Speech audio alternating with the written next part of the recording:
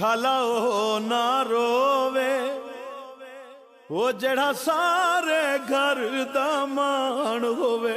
शाला ओ ना रोवे वो जड़ा उजड़ी भेण दा मान होवे।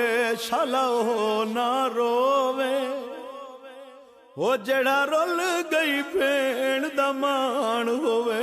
जड़ा वल वल शाह फरमाया जरनैल तरों दे नहीं गावी। शाह गाजी को गल लाया जरनैल तरों दे नहीं गावी। किते हंजू अब्बास सफाए हथ कदमा ते रखिया रोवैन अब्बास किता होए।